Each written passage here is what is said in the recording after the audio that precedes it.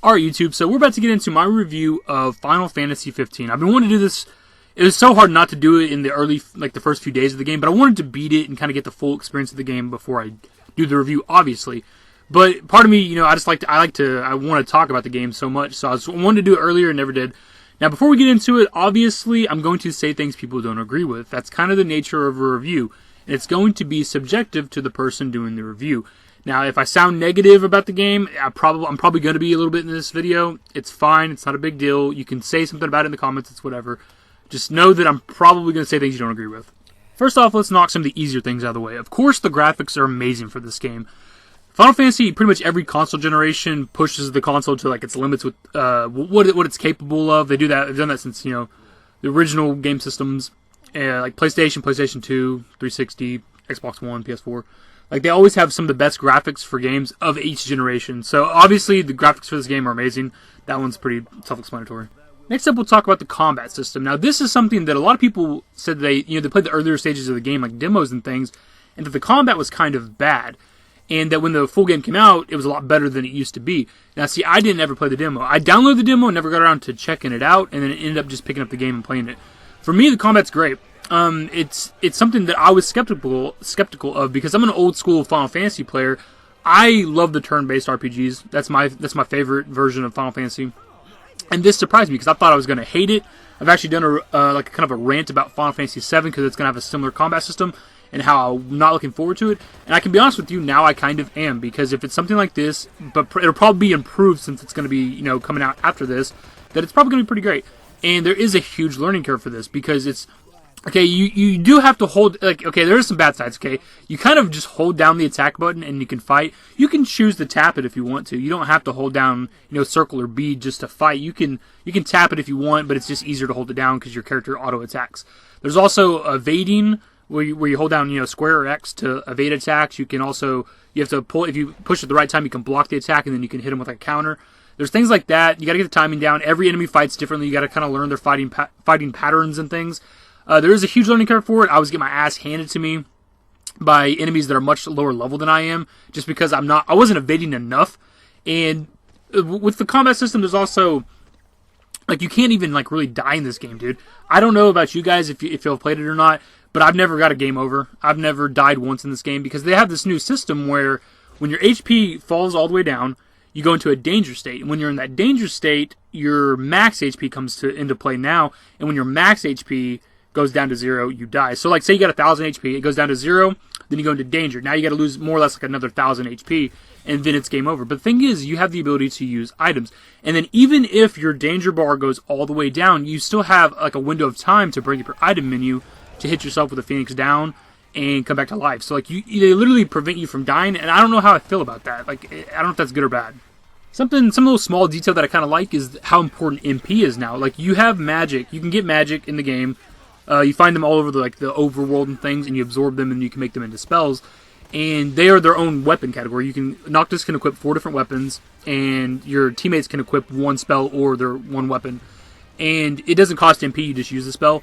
But your MP is used for everything. You need it to evade, you need it to phase, you need it to warp strike, all those things. And when you warp strike to a safe place where you're hanging up on something, your MP recovers. So I thought that was pretty nice. Another combat aspect that I thought was very, very interesting is how you can scan enemies, and they have a plethora of weaknesses and resistances and things. Some enemies might be weak to great swords, but resistant to regular swords. They might be, weak to fire, but they resist lightning, but they take, normal damage to ice. It's really cool that you can scan an enemy, and you might have to switch weapons on the fly just so you can get the upper hand.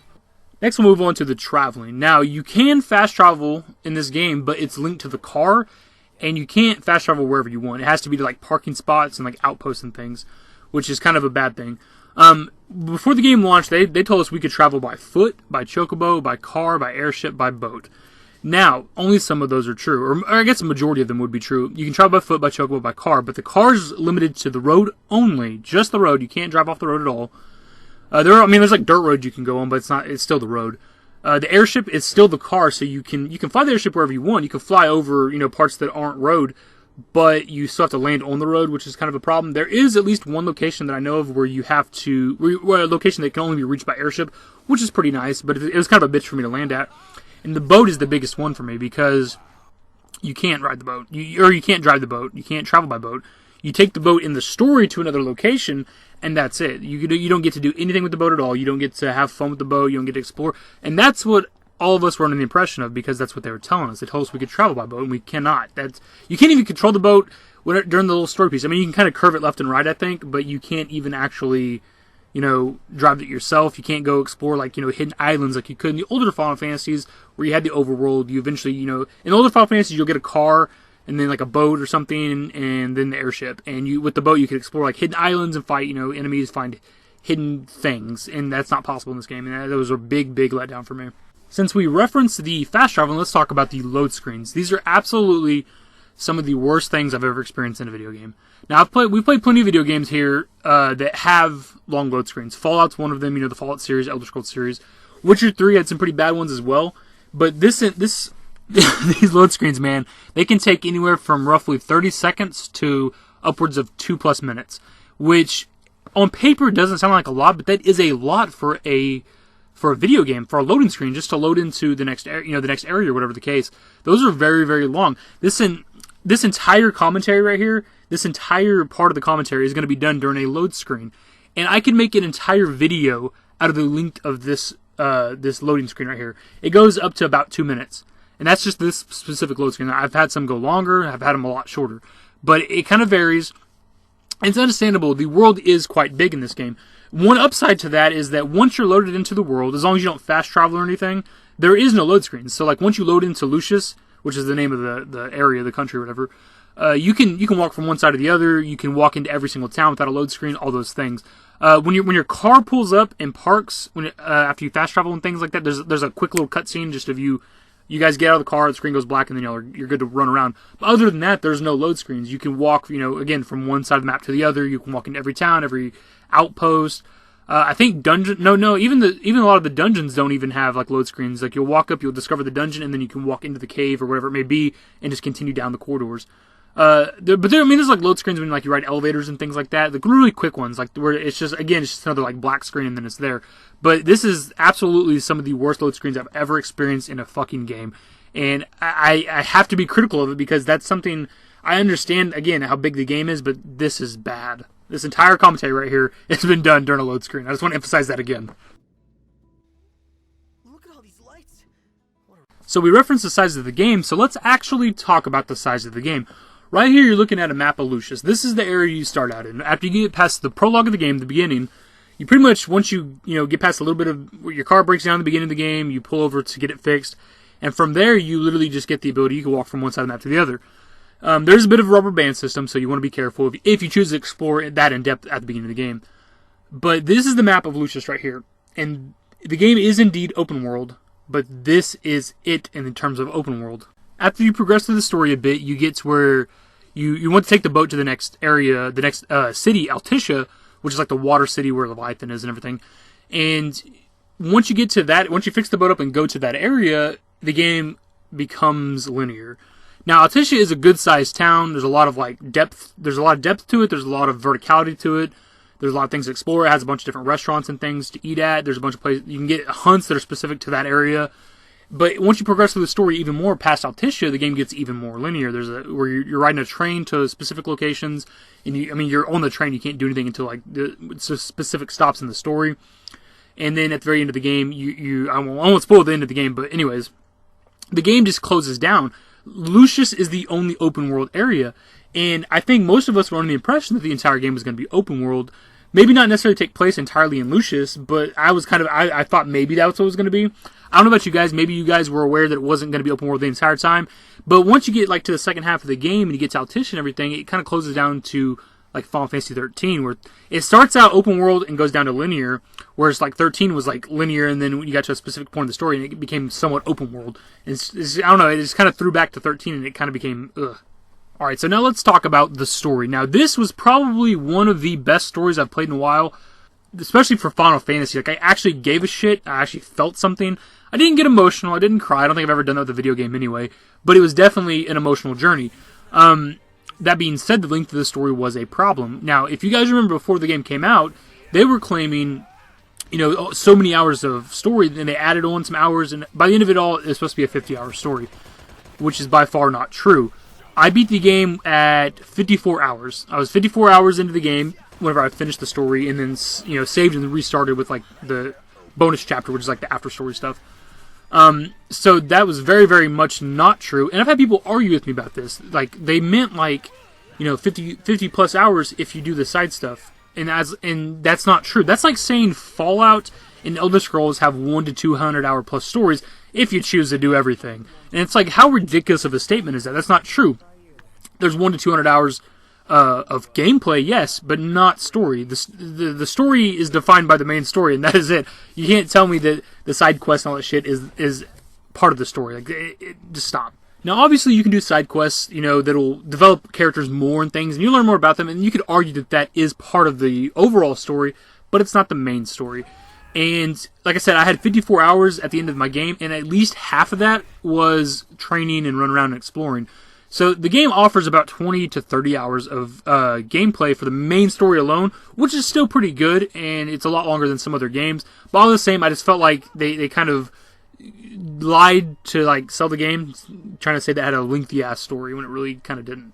Now let's move on to the summons. Now I would gladly give you guys some gameplay, but that is the major downside with these summons, is you cannot control them. They're not an option like they are in the older games where you can just summon. They're like godlike beings. There's only 6 of them in the game. They're more or less the gods of the world. It's like divine intervention. They will choose when to help you. Now, from my read online, it can be like if you're getting your ass handed to you, or the longer a fight goes on, the better the odds are that the summon will come in to help you. Now, I myself, by the time I beat the game, I had only ever summoned Rama, and I believe Leviathan one time. Now, a lot of them have to be summoned in certain areas. Leviathan's got to be near water, obviously, which I think is a cool touch, because it always seemed kind of weird when you could just summon Leviathan wherever, even though he's like this water serpent. From what I've read, Rama can be summoned anywhere. I've summoned him while I'm in caves and things like that. And I believe Titan has to be summoned on the overworld, like where you're kind of running around the entire open world area. I'm not 100% on all those, but again, I've only ever summoned, Rama and Leviathan one time. Now, since then, I've summoned Shiva on the overworld and things like that. But all the same, I barely ever get to summon, and I would bring you guys gameplay, but I cannot. And that's one of the major downsides. That put aside, they are probably one of the most spectacular things I've ever seen in a fucking video game. Okay, here towards the end of the video, we're going to do kind of a rapid fire through some things that I like and don't like about the game. First up, I do like the individual skills that each character have. It's kind of, that way they have their own unique thing. That being said, the photography, as cool as it is useless. I would have preferred that Prompto had something that actually benefited us somehow, because Ignis can cook food, which obviously gives you buffs. Gladio can up his survival, which will let him loot, randomly good items at the end of battles. And while the fishing doesn't necessarily help you that much, it does give you fish to cook with and things. It is an entire mini game, and they're all over the map, so that gives you something to do. So Prompto's is cool. I got some badass pictures from my my game so far, but all the same, it is still not beneficial to us. The Ascension menu is pretty cool. It's where you can level up your stats and unlock new moves and things like that. It's pretty cool. It's very simple in its design. It was similar to the Sphere Grid from 10 or maybe the Crystarium from 13. It's not super hard to understand. The looting / treasure system was kind of interesting. You automatically loot anything the enemies drop at the end of battle, or during the battle, which is pretty cool. For finding treasure in the overworld, all you find is shiny little things on the ground, which wasn't a bad thing, I don't think. I'm still kind of, I would have preferred a treasure chest. I'm kind of old school that way, but all the same, there's nothing wrong with it. The hunts were pretty great. I've played most of the Final Fantasies, so 12 was the first one for me that had hunts. I don't know if there was any before or after it. I think 13 did actually, but I like the hunts in 12, so I was glad there's hunts in this game. That being said, some of it doesn't make sense. On the after story, you get to fight the Adamantoids, which is a level 99 hunt, super huge, strong-ass enemy. I can take that hunt right now, but there's still level 30 and 40 hunts that I can't even access, even though I'm almost level 70 in-game. Kind of douchey.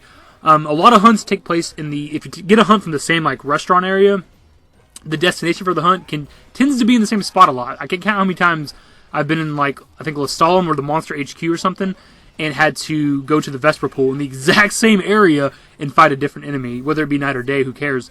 It seems odd to me they couldn't just move the hunt, 10 or 15 feet to the left. Why is it got to be in the exact same spot? That was a bit of a downer for me.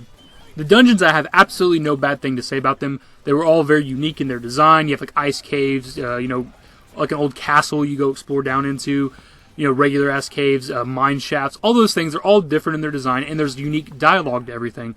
Though your characters will talk about it as you progress through it. Like if you take like a wrong turn and come to a dead end, like they'll actually mention it. They'll be like, "Oh, dead end," and then you gotta like turn around and go back. There's always a boss to fight near the end or whatever. And then most of the dungeons, of course, have like a hidden door you find at the end after you fight the boss, if there is a boss. And that's something you gotta do in the after story where you get the key and you can come back and fight these, go through these doors, which open up an entire another dungeon that's really big. And you fight a strong-ass boss, and they give you really, really badass items. So nothing but positive things to say about the dungeons. I loved everything about them. And I think that would just about cover everything I wanted to. I did have more things written down, but they're all some of them were so small that it didn't really matter. I just wrote them down just in case I want to talk about them, but I don't feel like it's necessary at this point. I've covered most things about the game. It's a pretty long review.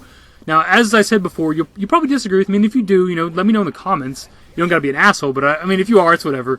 Again, I think I can speak a little bit about Final Fantasy on a good level because I've been playing them for as long as I can remember. I've played 1 through 3, I've played 7 through 13, and then now 15. So I've played a lot of the Final Fantasies, and I think I can be very critical of it if I need to be. So if you guys have beat the game, let me know what your thoughts are on it overall. If you made a review yourself, let me know. I'll definitely check it out and see what I enjoyed. Taking in other people's ideas and getting their viewpoint, and maybe it'll change my mind on some of this stuff, whatever the case may be. Hopefully you guys enjoyed the video. If you did, give it a thumbs up. Subscribe to the channel if you guys are new. As always, follow me on Twitter. Links to my social networks are in the description below. Later.